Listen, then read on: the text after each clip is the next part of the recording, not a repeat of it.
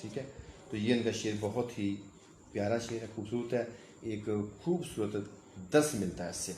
آگے 12ویں نمبر پہ رمیز بٹ، ان کا تعلق لاہور سے ہے۔ فرما رہے ہیں کہ سارا جہاں پہلے ہی کافی نفرتوں سے ہے برا،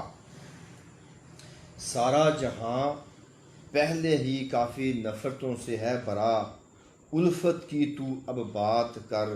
جگ میں محبت عام کر۔ تو انہوں نے جو درس دیا ہے وہ بھی محبت کا دیا، کہتے ہیں کہ زمانے میں بڑی نفرتیں ہیں، ایک انسان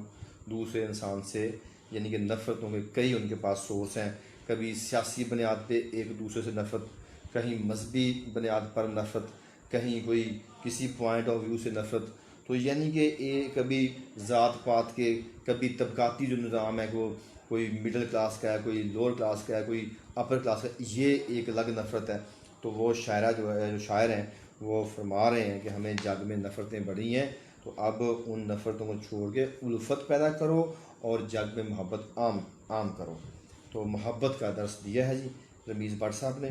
بہت اچھا شعر ہے۔ آگے 13ویں نمبر پہ جی محمد وسیم صدری، لاہور سے ان کا تعلق ہے، تو بڑا خوبصورت لکھتے ہیں، اچھی شاعری کرتے ہیں، اور لکھا انہوں نے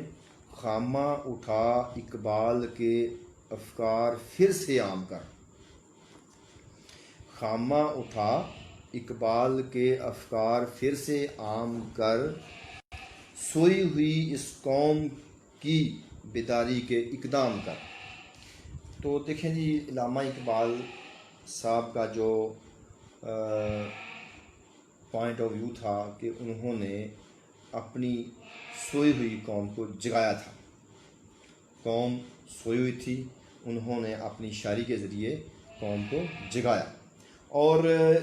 محمد وسیم صدری صاحب بھی یہی کہہ رہے ہیں کہ خامہ اٹھا یعنی پھر سے قلم اٹھا اور دوبارہ سے اقبال کے جو تصورات ہیں، جس طرح انہوں نے قوم کو جگایا تھا، ان قوم کو بیدار کیا تھا، دوبارہ سے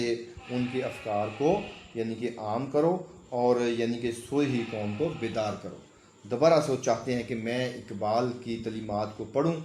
اور قلم اٹھاؤں اور ان کے افکار کو عام کر دوں۔ تو ماشاءاللہ بہت ہی پیارا درس دیا آپ نے، علامہ اقبال کی تعلیمات کو بھی فوکس کیا آپ نے۔ آگے 14ویں نمبر پہ ہیں کاشف حیات سرحدی،